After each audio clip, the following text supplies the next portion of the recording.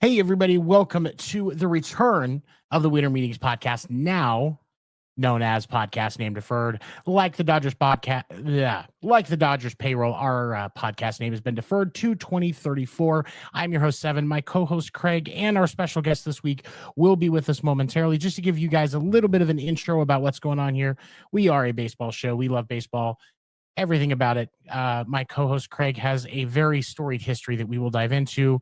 And we're here to talk some baseball. We will be running our show every Monday at 10:30 a.m. Eastern on the channel that you're seeing now. So please join us as I can. I will be in the comments, but we have stuff to do during the day on Monday, so we record. Please still join us. We would love to hear your feedback and, things that you want to hear us talk about. Let me introduce first my co-host, my partner in crime, and a man that I've known for many years, most of them enjoyable, Craig Newton. Happy Baseball New Year. Man, I am so glad that we are back, that the game is back. I think this is going to be a great season. If you could, for us, as we dive in today, start off sharing with our new viewers your history working in the game.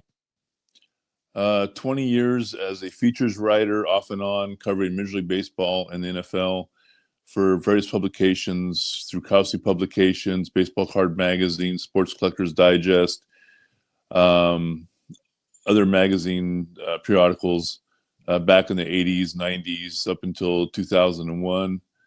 And just a lifelong fan of the Giants. And I can be impartial. I don't have to be impartial anymore because I'm not being paid for my opinions. So I'm a diehard Giants fan. Dodgers suck. And I'm glad to be back. Man, we tried to bring this back last year, and life was keeping us busy. And it was sad that we weren't able to do another season with Stefan, because with the way that baseball has gone since we lost him, I would love to get his take on certain things. Yeah, but he's still with us because we do still have the Weaver rule, which, for those of you who don't know what that means, if any of us are on camera, we are required to be wearing pants. So you'll appreciate that rule throughout our time here on the show. We do have a special guest with us, Debbie, today, that is going to be sharing with us. We're going to be talking about we're going to start out talking about the Athletics Baseball Organization, formerly known as the Oakland A's. So, Debbie, thank you for joining us today. We do appreciate you. To start us off, share a little bit about your experience. I know you're very avid, obviously, as you can see with the stuff behind you. You're a very avid A's fan. And so start off, if you could share with us a little bit about your experience and your time as an A's fan. Well, I became an A's fan around 1986 when I first saw Mark McGwire. Fair. He's what got me interested in baseball, but I was about a 20-year season ticket holder for the A's with a couple of my girlfriends. So we've been kind of through the ups and downs with the team. And just these last couple of years, once they announced that they wanted to move to Las Vegas, has just really put a damper on things. And, we gave up our season tickets. I went to one game last year. I went to the final game in Oakland, and that was the only game I went to. I went from being a 24 game quarter season ticket holder to only going to one game last season, just because of my feelings towards the ownership. It's, there's been a lot of discussion with the changing of scenery for the athletics organization, and discussions about whether or not the fault was on the side of the city, the side of the team, if they were both at fault. Where, from your observation and your experience around being in that environment, how does it feel to you? Where do you think where does the blame lie? There's blame on both sides. But for the last 10 years, ownership has not invested any money in players. Really? I mean, they did this, this offseason now for the first time in forever, but they were not investing in signing, any free agents. So of course that's going to make attendance drop. And when, you're bringing all these young guys up and they're becoming stars, and then you trade them away, it's going to be another hit to your attendance, because people are not going to want to pay major league prices to see minor league players, rookie players. Yeah. So, but there's also fault on Oakland's side, because I think they could have done better in their negotiations on, what they were willing to put into it for either improvements to the existing Coliseum, or, potentially building a new stadium somewhere else. Sorry, Craig, but I got to kick your Giants under the bus a little bit, because with the whole territorial rights, that the A's gave to the Giants when they were going to go to Tampa Bay, and the Giants wouldn't give that back. With this situation, with the A's being going to move somewhere. So I blame your Giants for that one, Craig. I agree. Now, it's one of the questions that I think, for me, I think probably one of the most, I think about, there was a video, it was either last year or the year before, that went viral, where there was somebody in the upper level of the Coliseum at an A's game. They had the entire half of the stadium to themselves practically. And his girlfriend was showing him affection in a very, very graphic way, I guess is the way that we'll say it for daytime TV. And I feel like that's a testament to truly how bad things got in Oakland. And then all of a sudden this offseason, we see, they get out of Oakland.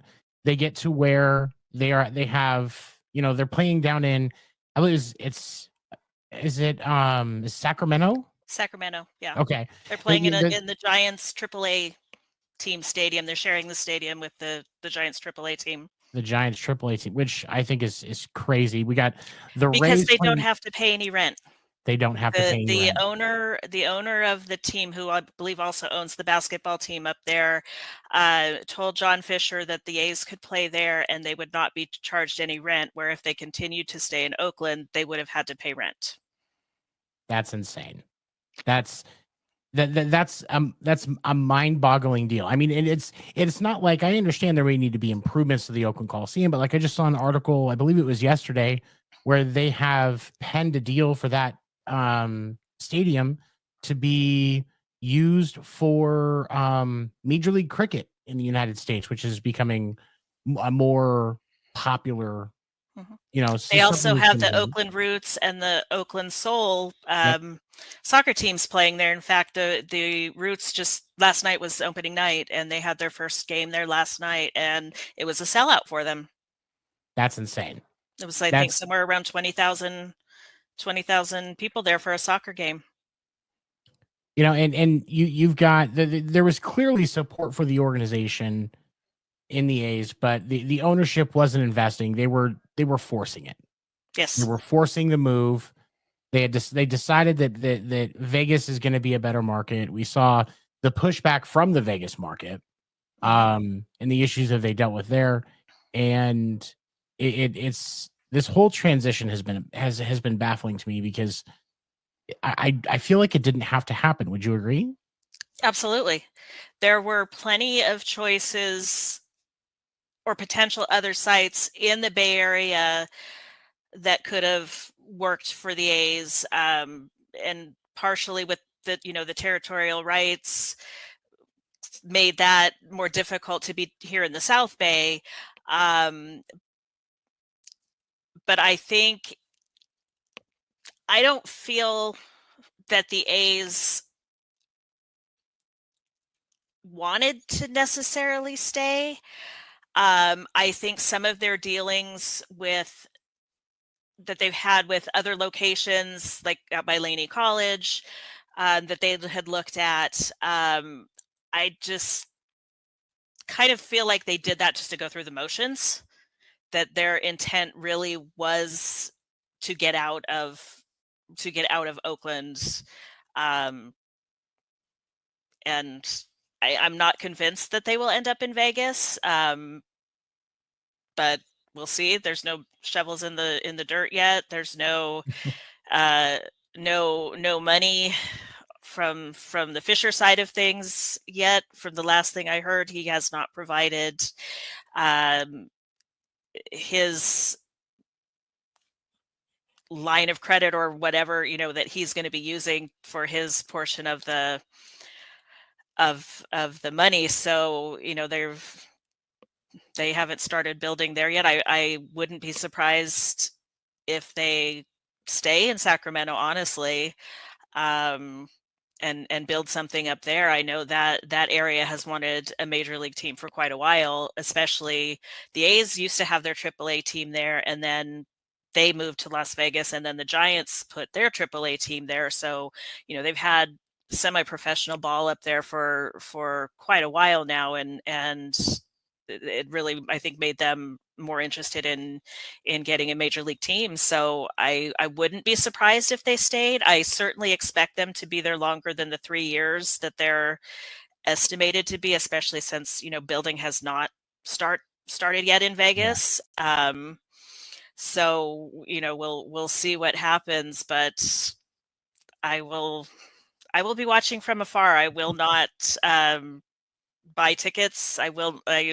With this ownership, I can't support him after everything that he's done and the way that he's tried to purposely tank the team for all of these seasons, just to get what he wanted, which is to move.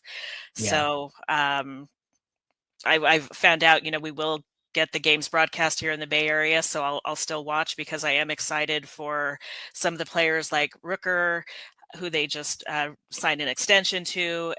So I want to keep an eye on them, but I'll have to do it from, several steps back from where I would have been in the past.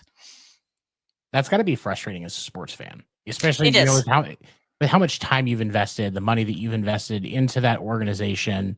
Yeah, I know that even the things that Craig and I have talked about, the things that you guys had to deal with the season ticket holders near the tail end of the A's tenure in Oakland, and the removal of benefits and stuff like that. But oh no, we want to stay. Well, why are you making it worse?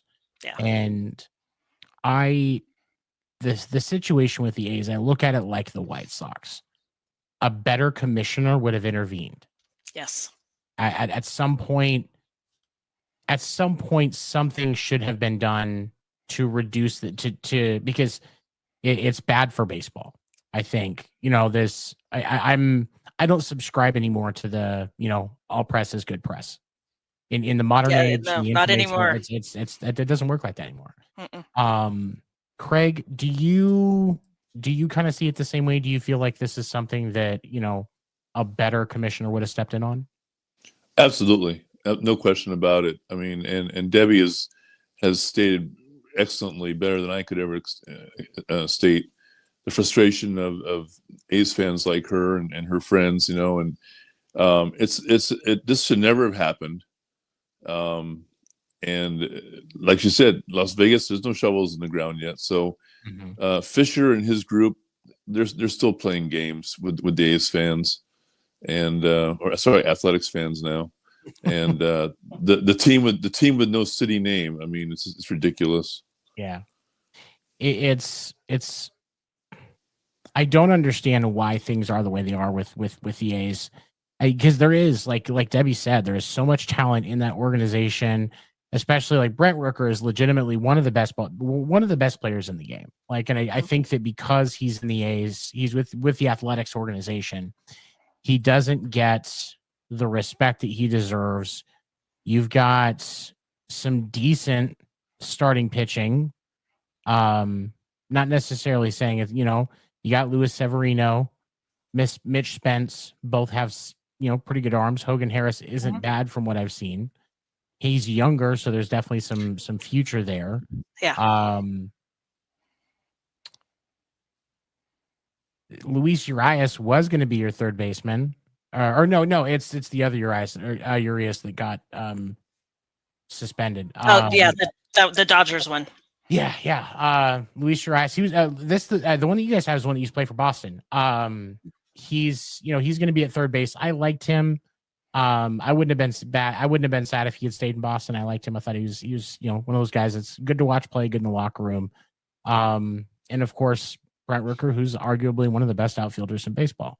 And then Mason Miller, our closer, is 100 plus miles an hour all-star for us last year. Yeah, and that's he's got a you said he's gonna close? He was a closer last year too. Oh, okay. I must have missed that. Okay. Yeah, a great arm though. I followed him for a little bit when he was coming up because he's a tremendous pitcher. And you've got all this talent and you don't have a home. No home, no permanent home, no city. I'm curious to see, I know I think that stadium holds about 14,000 people, and they have what they're calling sellouts. But I'm curious to see once the season goes on, how the team does and what the turnouts are going to be, for a day game when it's 113 degrees up there and you're playing outside. Yeah. You can get away with playing in 113 degrees in Arizona because Chase Field, or what I will always call Chase Field Bank One Ballpark, because that's what it was when I was a kid and I lived in Phoenix. But for Chase Field, you can do that because they've got AC, they've got a roof, they've got all of that stuff. You can't safely put your players through that. No. And they're going to be sharing that facility with the River Cats, so it leads to questions on what is the quality of the field going to be like, because there's going to be games played almost every day, whether it's a AAA or major league team. So there had been discussions around that on putting in artificial turf, but then that could cause the temperature on the field to rise even more. So they decided not to do that. And I've been to that stadium, and I mean, obviously I haven't been in like the locker room or seen any of the player facilities, but the stadium itself is nice. But I went at night. I wouldn't go on a Sunday afternoon. So I would imagine, the scheduling, they may have taken some of that into consideration. But then that would leave, the River Cats games then in the middle of the day, and their, poor fans having to swelter out there. So it will be interesting to see, what they do and how the field holds up in that kind of weather once we get into summer. So here's the ultimate question, and I think this is something that everybody's going to want to know, because of the fact that they have moved on and what has happened with that organization. Are you going to switch to being a Giants fan? I am not going to be a Giants fan. I have a couple of National League teams that are my National League teams, but no, I will not be a Giants fan.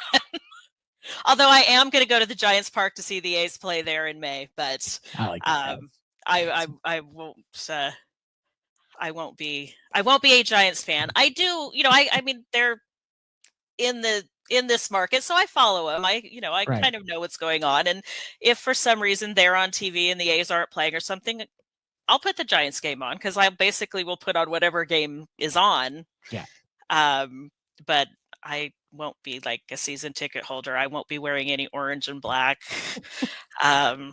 Sorry, Craig. I know you keep trying, but it's no, it's. I mean, and we're going to talk about the Giants organization here in a little bit because Buster Posey's been doing some interesting things up there. But the it's the most difficult thing I've experienced was as a sports fan was being a Chiefs fan in the 90s and early 2000s. Obviously now things have turned around quite a bit. But the the difficulty of that was trouble enough, but to have spent this much money on an organization and invested so much time in and advocating and justifying and hoping and praying and realizing that you probably have a solution that they know of and they're just not using. That's frustrating. very frustrating. Very frustrating. I like I said, I went to one game last season. I actually saw them play 3 times. I went to Chicago and saw them play in both Chicago stadiums, but only saw them play, once at home. And I just can't. I can't support the current ownership, and until that ownership changes, it's just the way I feel. I can't support what he's doing, what he's done to the team. How many people are out of jobs now, that worked at the Coliseum, which obviously wasn't in the best neighborhood. But some of those people worked there. There are people that have worked there since that facility opened in 1968 that are out of jobs now. Yeah. And these are, either older people, who need to work to supplement, their retirement income. And so I feel for those people, especially that are out of their jobs, because it's not the best neighborhood there, and they may not have the skills to potentially find a better paying position. So I definitely feel for those employees. California is not cheap to live in. No, it is not. My wife and I didn't get to have a honeymoon because we found out we were expecting while we were planning our wedding. And about 2.5, 3 years ago, we went to Venice Beach for we spent a weekend up there. We stayed in Venice Beach right there where it's kind of like where it goes from Venice to Santa Monica. And we got a great deal on a place right on the beach for the weekend. And I fell in love with it. It was my first time ever going to the ocean. And so we're like, you know what? Maybe we can. Because like with my job, my day job, I can live wherever I want. I work from home. I just have to move my licensing to the new state. Like it's not that big a deal. Mm-hmm. And we started looking at places like moving to California. Like, oh, maybe we'll just go to more of the eastern part of the state. Maybe it'll be a little cheaper. Like, good Lord. No, it's not. Y'all realize the state, like there's not walls. Y'all can you can move, like there's cheaper places. I bought a house. The house I live in, I bought for $75,000 and it was in perfect condition. So like it's like, and that's the thing. Like for me, I feel bad for, those people that lost that extra income. California is expensive enough to live in. And now you're losing more income. You're losing jobs. You're taking away revenue that the city benefits from. And that's just after losing the Raiders organization to Vegas and the Warriors because then they went to Craig's neighborhood. Yep. Yep. And with it's the city of Oakland's going through it, and I feel bad because I mean they've gone through it for years. The mismanagement in the entire city, they've had so many issues there, but it just taking all of these hits, just one after another is, it's not a good look for the city. And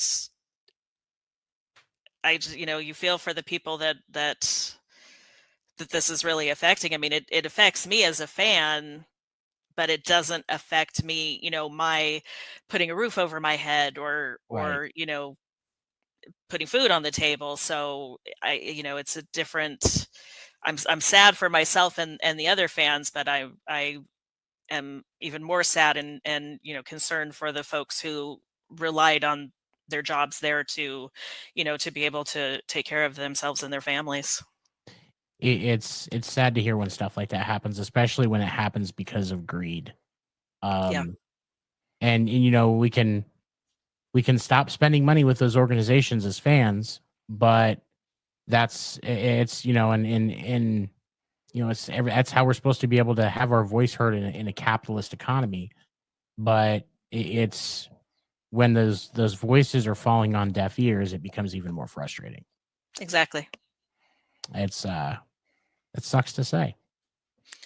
It does. One of the things I always thought was interesting about the A's organization is there is an entire section in that stadium that has Dennis Eckersley's name and number, and he was on the Red Sox broadcast. Mm-hmm.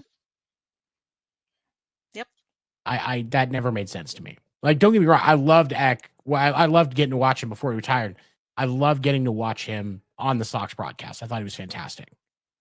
But I played catcher when I played baseball, so I always have an affinity for pitchers. I know they're always a little weird, I care about my pitchers because somebody's got to. Yep. But the stuff like that just doesn't. Well, he was sense. a local guy. He grew up like 20 miles south of the Coliseum, so he was a local guy, and then once he retired and from playing and got into broadcasting, I was sad. I mean, I would have liked to have seen him do it here in Oakland. You said that you went to the last game in Oakland Coliseum last year at the end of last season. What was the experience like as far as like the fans, like the staff, like what was the vibe like in that, when you were, at the game? It was kind of a weird vibe because in one way it almost seemed like a playoff game because it was a full stadium, it was the only sellout that they had for the entire season. And so you had, that atmosphere of a big crowd, but it was also very sad because people knew that this is the last time we're gonna see our A's at the Coliseum.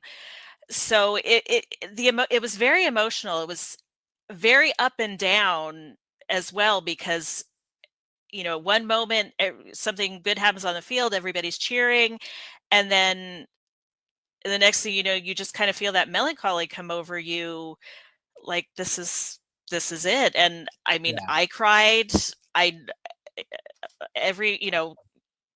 lot of people were crying, especially after the game. We must have stayed at least an hour after the game ended. I was able to get some dirt from the warning track and just kind of being there with the other fans that stayed. It was a really, really emotional day. But I couldn't have missed it. But I get that. But I definitely, it got kind of sadder as the day went on, I guess. It was more of a party atmosphere early, and then as the game got closer to ending, it definitely became more somber. That makes sense. All right. Well, we are going to transition over. I know there's a lot that's gone on in the off season. We want to get everybody going. So I'm going to definitely, have both of my co-host and my guest Debbie here as we dive into what's going on in the league. The biggest topic being Soto signing with the Mets, record $760 million deal over 15 years. There is a club opt out after 5 years. If the club doesn't opt out, he gets a pay raise, and it could take the deal over $800 million. The Mets are spending on other free agents, including signs like re-signing Alonso and stuff like that. Craig, is Steve Cohen hemorrhaging money into this team going to actually pay off eventually? Yes. How long do you think it's going to take? This season, I think they're going to be loaded and ready to go. Yeah. So you have a pretty optimistic outlook for them, especially looking at but that's a very talented division though, because in the East, you've got the Braves that are coming back. Spencer Strider's going to be back. The Miami Marlins exist. They could eventually get lucky. The Phillies and the Nats, I think, both have a lot of talent on their rosters. So the East, I think the NL East is going to be one of those divisions that's extremely competitive. And you see them taking some ownership of that this year? Yes, I do. I think this is the year for the Mets to make their move. As long as they stay healthy, yeah, they should take that division. I'm going on a limb on. I'm saying right now, Mets. And I get it because there is a lot of talent. But when you look across town, you look at the Yankees, just came out of the World Series, should have a lot of talent. Just in spring training, Cole is now out due to needing Tommy Johns. I did read in a report today that when they did his Tommy John jersey, they also did the internal brace. They said that should help with recovery, but he's still definitely out for the 2025 season. With the fact that the Yankees picked up Max Fried, you've got who else did we have there? What was that? The Yankees picked up Max Fried. You got Rodon in that rotation and Marcus Stroman as well coming back. And then Carlos Carrasco looks like he's going to be their fourth starter. Do the Yankees are the Yankees going to be making noise in the city as well, or are they going to backslide as the Mets come forward? I see injuries in the future for the Yankees. That pitching staff is old. I see injuries. I don't see them surviving the season. I think the Yankees will backslide. What do you think, Debbie? What do you see? I see injuries as well. I think Stanton's already hurt again. I don't even think he made it out of spring training. So without getting hurt. So and like Craig says, the pitchers are getting older. So I don't know if they've got quite enough oomph to be able to take it all the way this year. The biggest flaw, I think, the Yankees, and it was pretty clear that the Yankees' biggest flaw going, especially in the World Series, was a lot of the fielding issues. Did you see where they made enough changes that they can start to make an improvement in that department, or are we going to see them leading the league in fielding errors again? I think they'll still have a pretty high error rate. I don't think that they did enough to really combat that, to make their fielding a whole lot better. I think there'll be some improvement, but I think we'll still see a lot of errors out there. Craig, what do you think, man? I agree with Debbie. I told you she's good. No, she is. I like it. I'm a big fan of involving women in baseball because they didn't get talked about enough, and it's always good to have different perspectives because we've been married long enough to know that we don't pay attention, and the addition of the extra voices gives us the ability to see the game differently, and I appreciate it. That's why I had no problem bringing Debbie on, and thank you again so much for joining us today. Now with the with the Yankees, the injuries, LeMahieu starting on the IL. They lost one of their younger pitchers, Clark Schmidt. He's going to start the season on the IL, and Ian Hamilton, one of their relievers, is out. He's probably going to be starting at least on the 10-day. The Yankees, they're just really injured. I don't know if they're just having trouble getting through the subway without getting mugged or what it is, but there's a lot going on with the Yankees. And all right, I'm going to give you, I told you we were going to talk about this because it's been an interesting topic to me, especially because I have more than you as friends that are Giants fans. How is Buster Posey doing for the Giants as now that he has taken over the front office of the organization? As president, he'll do as well as the ownership will allow him financially to do. As long as they open the purse strings up for him for signings, he's do just fine. He definitely has the support of the players. He has their ear. He has they're very happy that he's on board as the president.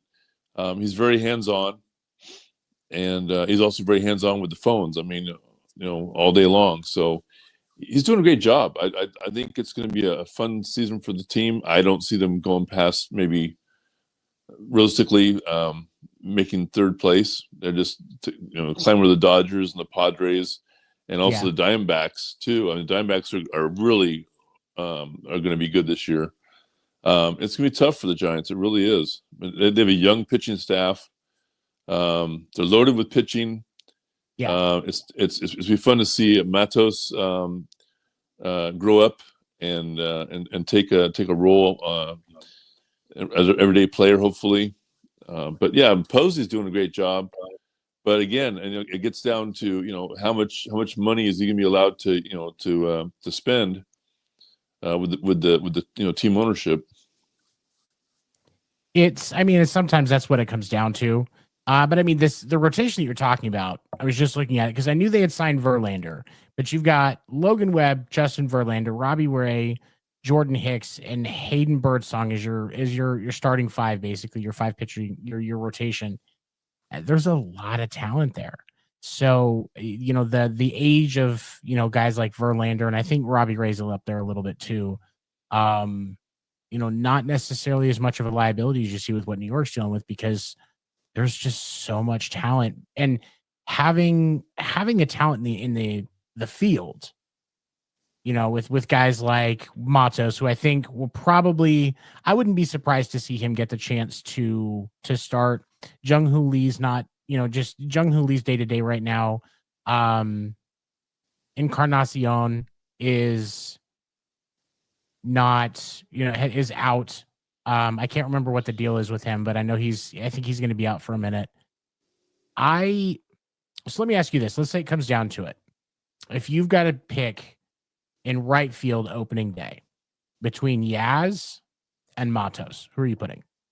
Yaz. Okay. Yeah. Is for now. Why do you say that? He has more experience. Okay. He has more, just gets on experience. But yeah, they're gonna give Matos every chance to win the position.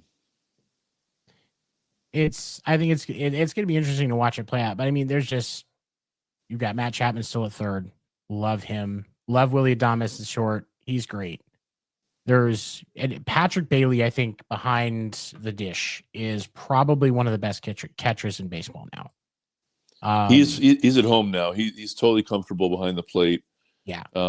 He's totally comfortable with the pitching staff, and with Chapman, anchoring third base. I mean, it's great. It is great. The infield is loaded.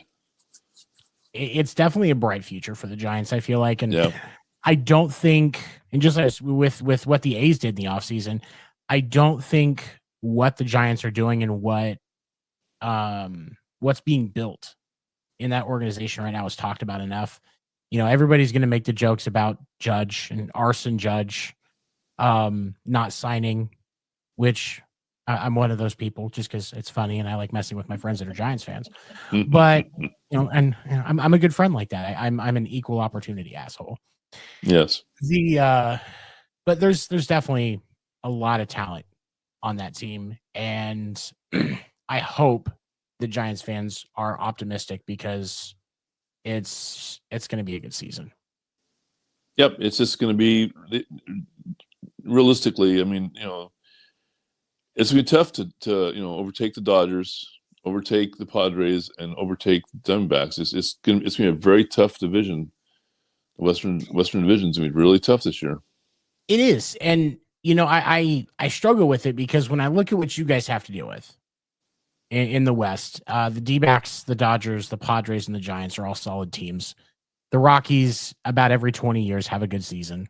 Yeah. And they're bound to get something at some point. But then we step over like with the AL East. The Orioles are not messing around. Everybody was surprised last year by the Orioles, or a lot of people were. I wasn't, because I could see, you can see the talent that they're building. But the Orioles are going to be good this year, even with the fact that Gunnar Henderson's starting the year on the IL. We're going to talk about Boston in a minute because we've got to talk about your guys' teams. It's my turn. Boston's not messing around. I have a feeling the Yankees are going to find a way to get a wild card slot. The Blue Jays, they're going to be fighting like crazy to do something to where Vladdy Jr. feels like staying.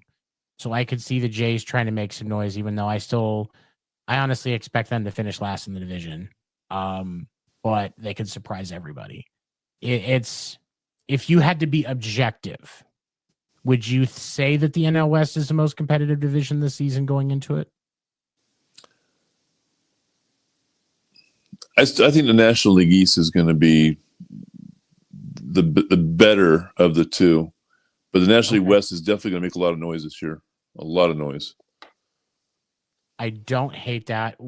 What do you think, Debbie? I think the NL West is and has been over the last few seasons the toughest division. It has. There's so much talent. The Padres finally spending money. Yeah. They were a basement team for a long time, and they just, those tech bros started throwing money at the organization. They started spending. Yep. And because that's what it is. That's a whole lot of Silicon Valley money going into that team, and they're spending money. The Giants, had a rebuilding year, but they're obviously right back in it. Yeah, I fully expect them to have a better season this year. Oh, for sure. And I don't think it's quite enough yet to get them, like I see them kind of middle of the field, kind of like what Craig said. I don't think there's quite enough yet to get them over either the Padres or the Dodgers. That's fair. It's definitely a tough road for them, but we had. Okay, so Craig, I want to ask you this: the last year, the Royals took. This is kind of a segue into the next segment that I want to talk about. Last year, the Royals got 30 more wins than they did in 2023. A huge flip for that team. You've seen the Royals; they have this resurgence of just good old-fashioned pitching. Like that's when you face the Royals, you face a gauntlet of arms, and then you look at that infield and you see guys like Salvi, you see guys like Bobby Witt Jr., who's one of the best young talents in baseball. Yep. They turned that organization around like that within 1 year, 30 wins, which isn't something that's done very often. Do you see a similar type of change as far as record is concerned for the Giants, or do you think it's going to take a little longer to get there? I think it's going to take a little longer. I think by next year they'll be back as a contender. I don't see it this year. I know I'm being negative, but I'm trying to be realistic too. There's a lot of youth on that team, and there's a lot of unknowns, and also there's always that, the injury question too. You got Justin Verlander, you got Webb. Can they stay healthy? Yeah. A lot of your success is going to ride on the health of Verlander and Webb, because they're going to be vital in the turnaround of the season turnaround from this season versus last season. Craig's dealing with some technical issues. That's okay. I'm not worried about that. The next thing I want to talk about, though, and I know Debbie, you can definitely chime in on this, because I was telling Craig earlier I wanted to come up with some teams that I think had a really good offseason, and the Royals were definitely one of them. It's for the Royals. I think it's what's even better is the AL Central. While it's not as wide open as it normally is because of the success that the Guardians have found, and I think they're going to continue this year, they definitely have a chance at that division. It's still very much something that they can go for. And then the Red Sox, my Red Sox, even being objective, signing a young pitcher like Garrett Crochet, landing Alex Bregman when there were teams like the Tigers that were and the Astros that were offering more money is amazing to me as a fan, but also interesting to me objectively, because I think that means that there is going to be, there are extremely talented players, some of the higher, more elite players in baseball that are, as seeing what Boston is doing, what Craig Breslow is building in that organization, and wanting to come play in Boston. And it's Boston's not an easy sports market. Those fans are rabid. The Boston sports media is no joke. I know it's nothing like what they deal with in New York, but there's definitely a lot of potential out of that. When you look at what you've seen in the offseason from baseball, are there any teams that have stood out to you that just had stellar off seasons? I am interested to see how Cleveland does with Stephen Vogt, second year manager now, just because he was a really big piece for Oakland. And I was happy, really happy with the success that he had last season, hoping to see that he's able to continue that this year as well. But I think Kansas City is also a really, really good team, and those two I think are going to be fighting it out. Yeah. This season between the two of them, I think for the the championship in the Central. Boston picking up Crochet, I think, was a really, really good deal for them. For sure. We'll see if they, if it's enough to get them over the Yankees. That we'll kind of have to wait and see. But some of the players that moved around this offseason, these new change of scenery might be what some of the teams needed. Sometimes a change of scenery can do so much for a player's career, and it shocks me that that how much sometimes it can impact it, but at the same time, sometimes it doesn't surprise me. And speaking of the Central, I want to get your take on this, because so often, like, especially a lot of us that watch the game, like we flock in the Central looking at what the Guardians are doing, looking at what the Royals are doing, but nobody really talks about the fact that the Twins have some solid pieces in their lineup, especially when you look at guys like Byron Buxton, you look at guys like Carlos Correa, and who's the other one there? Royce Lewis. He's starting off. I think he's going to be out for a little bit, but he'll be back quick. He'll be back quick. Ty France is arguably one of the better first basemen in baseball. Johan Duran is their closer, and I really like his arm a lot. What do you think it is about Minnesota that makes people not take them seriously as a team? I mean, they're probably one of the teams that I know the least amount about, because I just don't really, don't see a whole lot of them out here. But I would like to see them, kind of become a little bit more dominant in their division. To I mean, it would help everybody, just to be more competitive. So Yeah. it will be interesting, because I'll have to keep a little bit better eye on them this year, because I don't see them a whole lot. I mean, the White Sox are going to be the White Sox, and there's nothing's going to happen there. No. So that, but it would definitely make it interesting to see if the Twins can just pick up a little momentum. I don't think this year it will be enough for them to get past either Cleveland or Kansas City, but I would like to I'd like to see it get mixed up. I don't like to see the same teams winning every single year. Yeah. I like to see. I was so excited to watch Cleveland in the playoffs last year. Just for Stephen Vogt, and for just a team that hadn't been there for a bit. Yeah.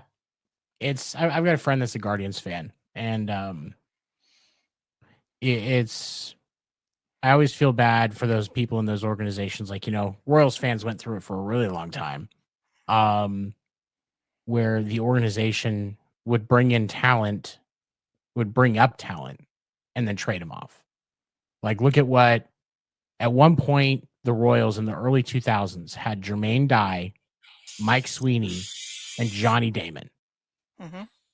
You and I were talking earlier before the show, and I was saying, wanted to hear, outside of the Giants, a couple of teams that during the offseason did a lot, made some strides, and we're going to see some positive things out of this year.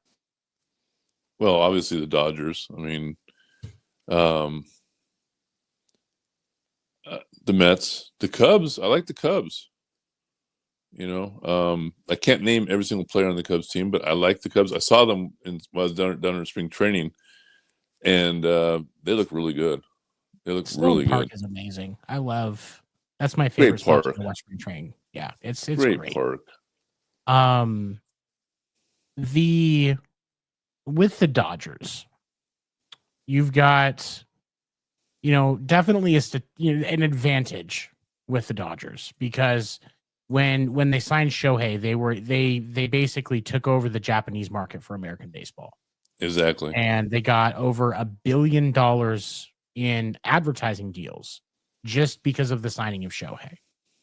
Yep. And then we've seen since then the signing of a couple more Japanese players, and a lot of deals that the Dodgers have done, especially their bigger deals, have all been largely done due to deferred money. Do you think there's a chance, especially with the next CBA, where they try to make some adjustments to how those limits work and how it can impact the teams? I think the teams that are the have-nots right now are going to have a big say at the table as far as how free agent signings going, as far as how the signing ceilings go, and how these deferments go. I mean, the Dodgers have got deferments going until almost 2030. It's ridiculous. 30 plus. I mean, they don't even start paying most of Shohei's contract until 2034. Right. Yeah. It's just not fair to the other players, other teams. It's just so yeah. I think the owners are gonna have a big say as far as how this goes forward. The taxing of the teams that like the Yankees and the Dodgers that play, have that free agency. I'm not saying the right word for this, the tax penalty that they get. It's a joke. They just keep paying that tax, no problem, and keep signing the players and deferring. It's just a cost of doing business to them. Yeah, it's just cost. Yeah. Is this where we start to see more of a transition towards the possibility of an actual salary cap in baseball?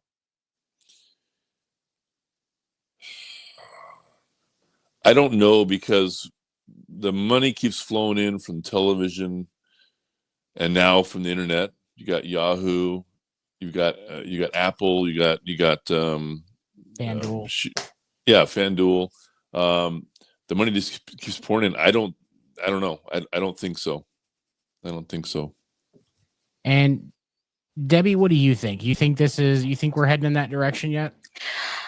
I do. I've seen a lot of conversation happening about kind of a salary floor, especially with what happened with the A's for all those years where they were not putting any money into signing any players. So I feel like a salary floor might come into effect before a salary cap happens. But I think a salary floor definitely needs to happen to make it more fair for smaller market teams, who can't compete. They don't have the budgets that the Yankees, the Dodgers, that they have. So, but I feel like a salary floor would happen first before a salary cap. My only curiosity with it is I wonder if the owners, in essence, to be able to pocket more profits, would say, we'll give you the salary floor, but we're also going to place the cap. Because if there's a cap, it's a lot harder. If there's a salary cap, Juan Soto doesn't get a $760 million deal. Exactly. He's not. That was more a necessity of the market at the time. Like the deal that Vlad Guerrero is going to get after he leaves the Jays next year, after this season, is going to be ridiculous. Mm-hmm. And he's a great hitter, but he's not even the best first baseman in his division. And there's not a lot of first base talent in the AL East. Right. And so for me, it's you're not going to see Soto deals. You're not going to see the probably $500 to $600 million deal that Vladdy's going to get. You're not going to see that anymore, because if if you've got to put a cap on it, and it has to be a hard cap. It has to be like what the NFL does, because if you go with what the NBA does, it's essentially like, people can say the NBA has a salary cap, but it doesn't. You just have to pay more tax. That's why the Lakers can get away with hemorrhaging money to players, because Jeannie Buss is just going to write that check. She didn't care. So it's got to be more impactful than just a light tax, because otherwise, like you said, the Dodgers, the Yankees, they'll just cut the check. Steve Cohen will cut the check. The Padres, they'll do it. The Nats and the Phillies probably would as well. I would say, well, the Phillies more than the Nationals, but the Phillies have a good lineup. They'll invest, especially if they keep winning games. Right now, the Phillies are probably, it's like the Sixers are doing anything good in Philadelphia anytime soon. So, Philadelphia sports fans are going to be hoping for something. And yeah, the Eagles just won the Super Bowl, but that fades just as quickly as it comes in. So it's, there's going to be teams that will just eat that tax, because it's the cost of doing business. So I feel like because I think that that's the other part of the fairness is you put, you don't have the Dodgers with a $400 million payroll and the Miami Marlins, who don't have the market to have even a $300 million payroll, are expected to be at the same level. Now, do I think they need to have there needs to be a salary floor of at least $100 million in payroll for players? Yeah, that's reasonable, because I think so. You don't have. You should not have entire teams' payrolls be passed by one superstar player on another team. Absolutely. The Judgian and Soto contracts, shouldn't. It's stuff like that shouldn't be a thing unless the bottom is so much higher. But Agreed. and maybe they go to more on an individual thing, where based on tenure, there's a certain minimum contract that you have to get at your position in Major League Baseball. I think that's what the NBA does, if I recall correctly. Is there something like where there's this kind of like more individual specific with the minimums as far as those deals are concerned? But it something's got to be done, because you can't have John Fisher pocketing a bunch of money that the organization's making from profit sharing and not putting that back into the product on the field, because it's bad for the game. Yeah, and that's what he was doing. He's been drawing profit sharing, and what was it? Was it 2 seasons ago? He spent 0 on free agent signings. I remember that. Yeah, that was insane. How can you have a losing record and spend absolutely nothing in free agency? Even the Dallas Cowboys spend more money in free agency than John Fisher does. John Fisher. I don't get it. But yeah, I mean he owns the Gap. His family owns the Gap. I don't understand why he's always, screaming poverty. But well, I mean, when's the last time you actually saw somebody willingly go into a Gap? I've boycotted all of Old Navy. I don't go to any of his shops. I gave my sister-in-law a hard time for taking my nieces and nephews to Old Navy for school clothes. It's like you're not allowed to shop there anymore. You can't. So I don't think I'm wide enough to go to an Old Navy, so I stick to TJ Maxx and Marshalls. But I've walked by one a few times. Like the only other store I've ever been scared to go in was an American Eagle. And when you have a shirtless bodyguard standing at the door, like, it's a very intimidating factor. But yeah, we're all too old to go into there. That's not for places for us anymore. Yeah, I think anybody older than 25, it's not for them. Okay. All right. So as we wrap up today, we appreciate everybody. For those of you in the chat, we will be reading and, touching on your stuff maybe next week. I'm sure Debbie will be back with us in the future. One of the other things that we like to do in my format of things is we go around and do a final thought. So Debbie, any final thoughts on how you think the season's going to go, or, what's going on in the world of baseball? Any other final thoughts you want to share with us today?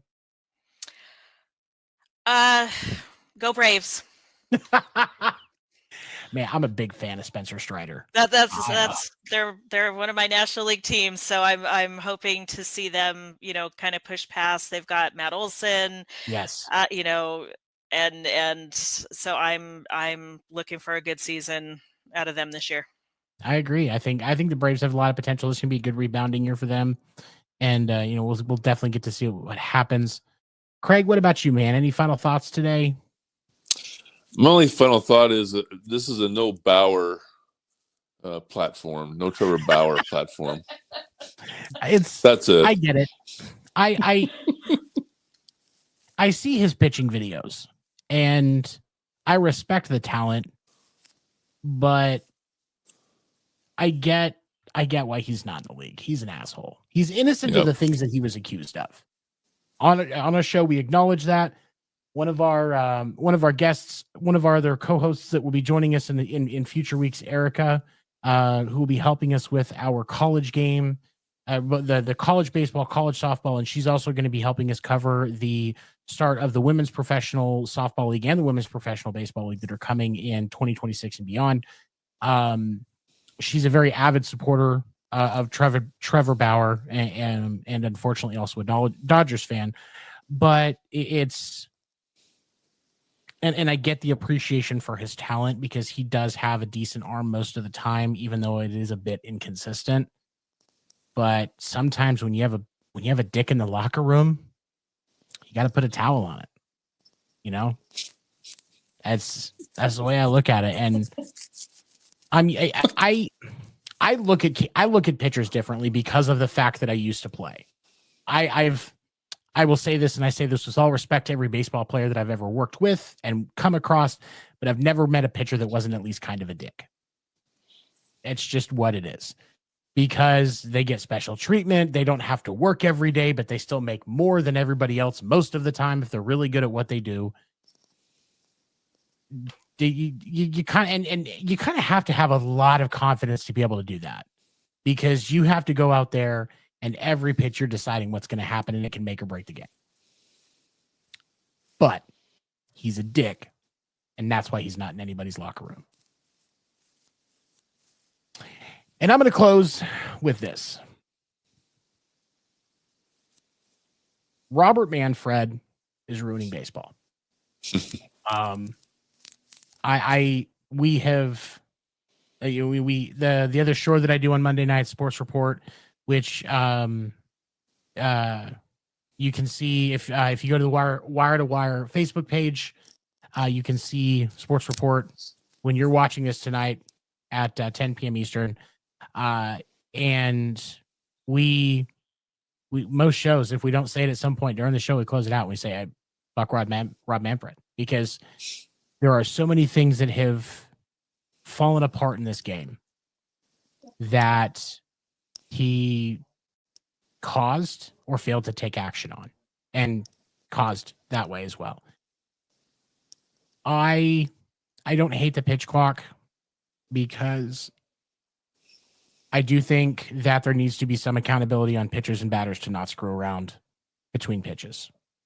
But at the same time, there has to be accountability on some of the other pieces that have come into play. That just isn't happening. And the commissioner is supposed to mediate between the players and the owners. But this commissioner has chosen to really just ignore the importance of both. And yeah, the owners get placated, the players get placated to a point, but I can tell you that I worked for the last 15 plus years. I worked in sales environments when I wasn't working in the music industry. And when you work in sales, you see a lot of crummy managers. You see a lot of managers that only care about the numbers, that only care about the results. They don't care about the product. And because of the fact that I'm in the sales side, I have to care about the product, because if I don't care about the product, I'm not going to sell shit. And I think that he doesn't care about the product. And it's hard for me to try and be objective about things. Like, anytime he suggests making a change, I'm against it. I had to be brought around on the pitch clock. And it actually took seeing it in a game to be like, oh, okay, yeah, I'm good with this. Because I didn't want to trust it. And now with the robot umps, the only reason that I'm for it is because I don't want to have to not watch another Angel Hernandez game. Because that's just as bad for baseball. And I'm sure when we get, we've got a guest coming on, a former MLB umpire, I'm sure he's going to have a different point of view on it, but I'm for it because we have the technology and we have the ability to make it right. And there was zero accountability for some of the issues that we were having in the poor production of umpires. And Manfred could have taken action. There were plenty of other steps along the way before we got to this point, and the robot umps were introduced. Manfred let this happen. So if you're unhappy with the state of baseball as a baseball fan, just, do like when I was a kid, my grandma was a Red Sox fan. That's why I'm a Red Sox fan.